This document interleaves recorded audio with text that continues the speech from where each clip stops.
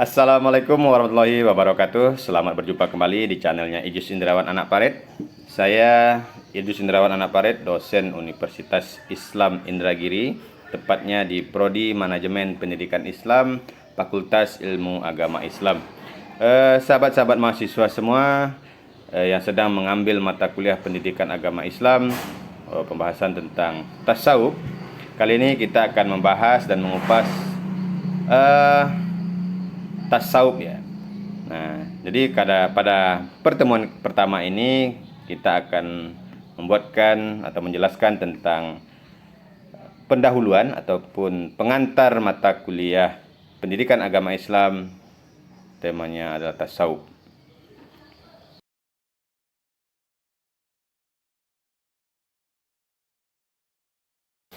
Sahabat-sahabat mahasiswa semua yang sedang mengikuti perkuliahan ini, tasawuf itu banyak diartikan oleh para ahli ya. Nah, sebagian menyatakan bahwa kata tasawuf berasal dari kata sufah yang berarti serambi Masjid Nabawi yang didiami oleh sebagian sahabat Ansor. Ada pula yang mengatakan berasal dari kata saf, yaitu barisan. Nah, safa yang berarti bersih atau jernih, dan sufanah yakni nama kayu yang bertahan di padang pasir. Nah, adapun tentang definisi tasawuf, menurut istilah telah banyak dikemukakan oleh sejumlah tokoh sufi, diantaranya Imam Ghazali dalam kitab Ihya Ulumuddin mengatakan bahwa tasawuf adalah ilmu yang membahas cara-cara seseorang untuk mendekatkan diri kepada Allah Subhanahu wa taala.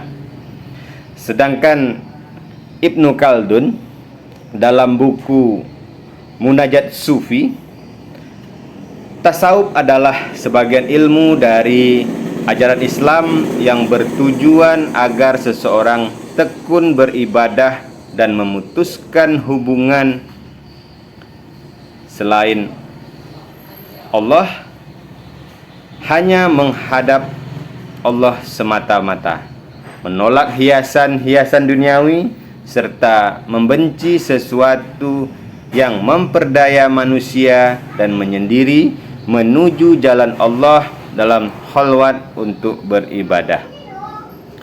Sedangkan Bisri bin Haris mengatakan bahwa tasawuf adalah orang yang suci hatinya menghadap Allah Subhanahu wa taala. Sedangkan pendapat Sal al-Tustari, orang bersih dari kekeruhan, penuh dengan renungan, putus hubungan dengan manusia dalam menghadap Allah, baginya tiada beda antara harga emas dan pasir. Nah, kemudian menurut pendapat Al-Junaid Al-Baghdadi, tasawuf adalah membersihkan hati dari sifat yang menyemai bintang, menekan sifat basyariah atau kemanusiaan, menjauhi hawa nafsu, berpegang pada ilmu kebenaran, dan mengikuti syariat Rasulullah SAW. Nah, sedangkan pendapat dari Abu Qasim Abdul Karim Al-Qusairi menjabarkan tasawuf itu menjabarkan ajaran-ajaran Al-Quran dan Sunnah, berjuang mengendalikan nafsu, menjauhi perbuatan-perbuatan bid'ah, mengendalikan syahwat, dan menghindari sifat meringankan terhadap ibadah. Nah, jika kita menelaah beberapa pendapat tokoh-tokoh tasawuf tersebut, pengertian tasawuf tampaknya bermakna bervariasi ya. Hal ini dikarenakan perilaku dan status spiritual ataupun makom yang berbeda dan dominan dalam diri mereka, seperti tawakal, cinta kasih, dan rambu-rambu spiritual yang menjadi pengantar kehadirat Tuhan semesta alam. Nah, tasawuf merupakan perjuangan batin yang penuh keasikan dan syarat dengan pesan-pesan spiritual yang dapat menenteramkan batin manusia ya. Nah, sebagai suatu sistem penghayatan keagamaan yang bersifat esoterik, tasawuf sudah berkembang menjadi wacana kajian akademik yang senantiasa aktual secara konstekstual dalam setiap kajian pemikiran Islam. Nah, apalagi di tengah-tengah situasi masyarakat yang cenderung mengarah kepada dekadensi moral yang imbasnya mulai terasa dalam kehidupan secara langsung. Nah, masalah tasawuf mulai mendapat perhatian dan dituntut perannya secara aktif mengatasi masalah tersebut.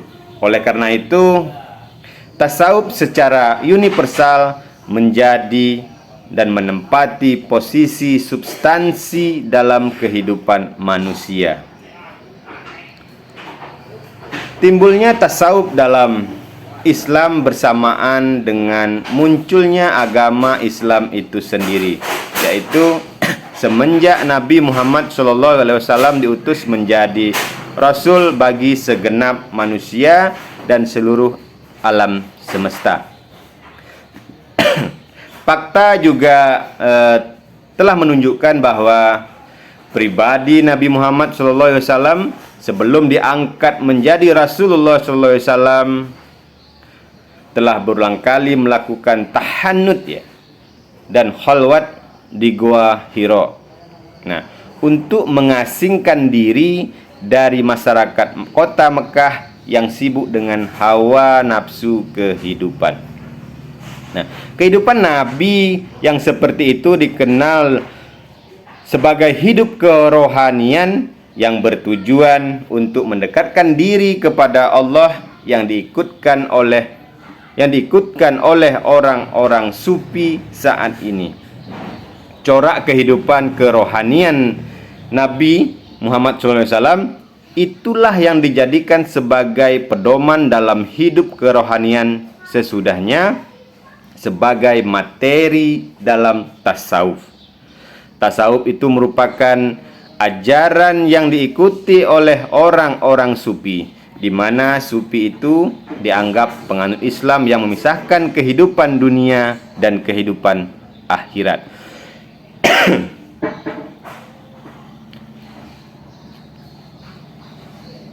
Dasar-dasar ilmu tasawuf yaitu berasal dari Al-Quran dan dari hadis Rasulullah SAW. Nah, perkembangan tasawuf pada masa sahabat, yaitu pada masa Abu Bakar As-Siddiq. Abu Bakar As-Siddiq adalah merupakan saudagar kaya raya ketika masih berada di Mekah. Tetapi ketika ia hijrah, harta kekayaannya telah habis disumbangkan untuk kepentingan tegaknya agama Allah Subhanahu wa taala, sehingga ia dan keluarganya mengalami kemiskinan dalam hidupnya. Diceritakan bahwa Abu Bakar hanya memiliki selai pakaian. Ia berkata, jika seseorang hamba begitu terpesona oleh hiasan dunia, Allah Subhanahu wa taala membencinya sampai ia meninggalkan hiasan itu. Sehingga beliau memilih takwa sebagai pakaiannya. Ia menghiasi dirinya dengan sifat-sifat rendah hati, santun, sabar, dan selalu mendekatkan diri kepada Allah Subhanahu wa taala dengan ibadah dan zikir. Kemudian yang kedua, Umar bin Khattab. Umar bin Khattab termasuk orang yang tinggi kasih sayangnya terhadap sesama manusia. Ketika menjadi khalifah, ia selalu mengadakan pengamatan langsung terhadap keadaan rakyatnya. Kemudian Utsman bin Affan, meskipun ia diberikan kelapangan rezeki oleh Allah Subhanahu wa taala, namun ia selalu ingin hidup sederhana. Harta kekayaannya yang berlimpah selalu dijadikan sarana untuk menolong orang-orang miskin. hal ini tergambar pada dirinya bahwa ia termasuk sufi karena beliau tidak tertarik kepada kekayaan atau kesenangan dunia. Nah, kemudian Ali bin Abi Thalib, beliau juga termasuk orang yang hidup sederhana. Diriwayatkan bahwa ketika sahabat lain berkata kepadanya, "Mengapa khalifah senang memakai baju itu padahal sudah robek-robek?" Ali menjawab, "Aku senang memakainya agar menjadi teladan kepada orang banyak, sehingga mereka mengerti bahwa hidup sederhana merupakan sikap yang mulia." Maka sikap dan pernyataan inilah menandakan beliau sebagai seorang sufi. Nah, begitu juga dengan Salman Al-Farisi, Abu Dzar Ghifari, Rabi'ah Adawiyah, Sufyan bin Sa'id At-Tusi, Daud At-Tai, dan lain sebagainya. Nah, juga tasawuf ini akan berkembang nanti kepada abad ketiga, abad keempat ya. Nah, abad kelima, abad keenam, abad ke-9, dan selanjutnya akan berkembang tasawuf itu hingga sampai sekarang. Nah, pembahasan tentang tasawuf ini nanti akan kita kupas pada tema-tema selanjutnya ya. Nah, jadi pada tema-tema ini, pembahasan tentang tasawuf ini nanti akan kita bahas sebanyak 14 pertemuan. Nah, jadi apa saja materi-materi dalam pembelajaran ilmu tasawuf? Materinya itu yang pertama adalah urgensi memahami tasawuf dan ilmu tasawuf. Yang kedua, ilmu tasawuf, perbedaan dan persamaan dengan akhlak dan suluk. Yang ketiga, sejarah munculnya ilmu tasawuf. Yang keempat, sumber ajaran tasawuf. Yang kelima, maqamat dan ahwal dalam sufisme. Yang keenam, ajaran tasawuf pada masa awal, tokoh dan faktor yang melestarikannya, yaitu khauf, raja, muhabbah, ma'rifat. Nah, sedangkan yang ketujuh, kita akan membahas tentang ajaran tasawuf pada masa selanjutnya, yaitu tokoh dan faktor yang melestarikannya, tentang fana, huluk, dan ittihad. Nah, pada pertemuan ke-8 kita akan membahas tentang antara tasawuf dan tarekat. Pertemuan ke-9 kita akan membahas tentang kedudukan tasawuf dalam syariat Islam. Pertemuan ke-10, tasawuf pada masa Nabi dan Rasul. Pertemuan ke-11, tasawuf di Indonesia. Pertemuan 12, tasawuf dalam perkembangan modern. Pertemuan ke-13, tasawuf dan etos kerja. Pertemuan ke-14, tasawuf sunni, tasawuf falsafi, dan aliran-aliran tarekat. Nah, sahabat-sahabat semua yang sedang mengikuti tutur materi ini, khususnya pada mahasiswa-mahasiswa yang sedang mengambil mata kuliah tentang tasawuf, ada 14 pertemuan selanjutnya nanti akan kita pelajari tentang apa itu tasawuf, bagaimana perkembangan tasawuf, dan siapa tokoh-tokoh pengembang tasawuf hingga saat ini, dan bagaimana perkembangan tasawuf. Nah, apa bedanya tasawuf dengan tarekat? Nah, ini nanti kita akan bahas sama-sama. Nah, oke sahabat-sahabat mahasiswa semua, untuk pengantar mata kuliah ini saya cukupkan sampai di sini terlebih dahulu. Mudah-mudahan sahabat-sahabat semua, sahabat mahasiswa, sahabat anak paret, dan masyarakat umum yang ingin mengetahui tentang tasawuf ini, nanti kita akan lihat dan kita tonton sama-sama channel-channel selanjutnya tentang membahas tentang tasawuf. Saya akhiri, semoga rekan-rekan semua dalam keadaan sehat dan selalu diberikan kemudahan, kemurahan rezeki, dan kesehatan dalam menjalani aktivitas kita masing-masing.